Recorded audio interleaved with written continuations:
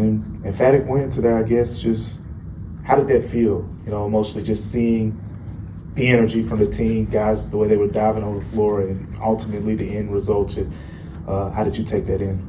I was very proud of our guys, and there's not a group that deserves it more than we've been working very hard and trying to figure this thing out, and everybody's being stretched to the limit, and it's great to see a day when everything just clicks and we play great as a collective, like you said.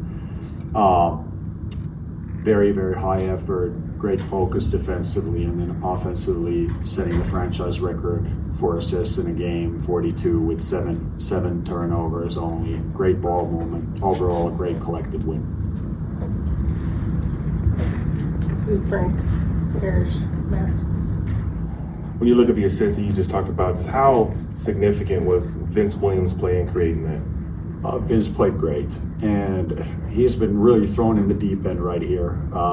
Talked about it. He had a long absence and had 1.5 seasons of being in and out, and with some nagging injuries, was not really able to participate in the preseason, and now has gotten his chance with all the injuries at a position he hasn't really played last year, which is at the 1, and he's learning the intricacies of that position, and today he really quarterbacked our offense, making great passes, whether it was inside to Zach or outside to the shooters, keeping the pace really, really high. And then when you combine that with his defense, where he gives us a time at the point of attack, but also in the rebounding and disruption, it's a complete package today. Bears, good Matt.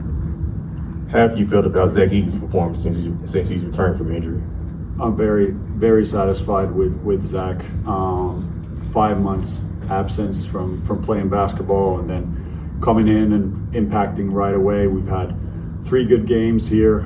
Unfortunately, only 1 win, but we played really well for 6 quarters of those 2 games, and Zach's been a big part of that, just solidifying our inside defense, putting a ton of pressure on the rim with his rolls, with his offensive rebound, and I think we had over 20 shots more today than our opponents. Same thing, very similar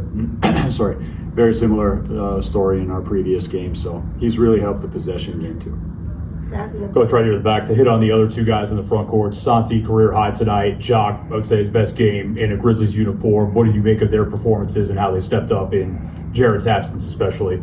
Yeah, it was great to see how both of those guys were able to shine in the context of the team playing really well together. And we did a much better job of finding them inside after the mismatches. A lot of teams looking to switch with Jock, and Jock's really improved in that, and he really punished, and our guards have improved in finding him inside against those smaller guards. And then Santi made a bunch of great decisions off the catch and transition.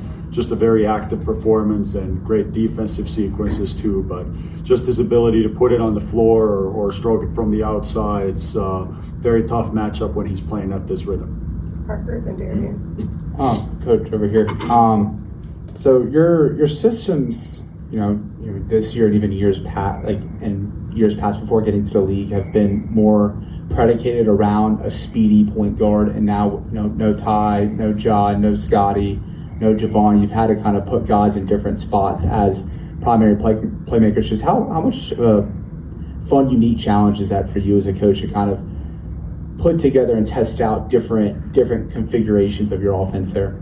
Well, I can say that in the moment when those injuries pile up to one position, the fun isn't the word that I would maybe think about, but we've been in this situation before, and you know that there's always a silver lining, and those difficulties and the challenges, they also create a solution-oriented mindset where you're trying to find something that works, and also fast-track the development of other players in different roles, and Vince is a great example of that, and it's the principles are pretty simple of how we want to play, but in order to have the technical and the tactical execution and then have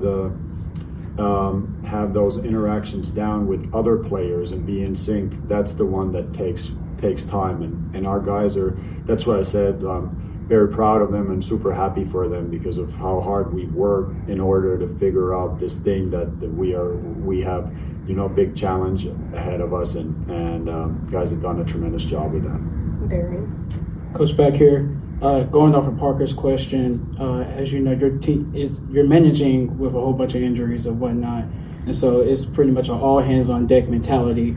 Can you just talk about Gigi's performance tonight and how Meshack was able to get off the bench and have some meaningful minutes? Yeah, Gigi has stayed ready. He had a great summer. One of the things we've talked about is, even though we've had this injury situation, a lot of them have been at position 1 and position 5, where we've been relatively deep from like 4, 3, 2, like those wing and forward spots, and that hasn't really opened up an opportunity for Gigi. But he himself has stayed ready.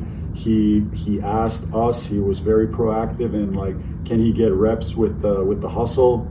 Also play there so he can maintain that. He's been doing great in practices with us, and we've just been talking to, he's just got to stay ready, and it was great to see him out there today, and like you said, contribute a lot to the game.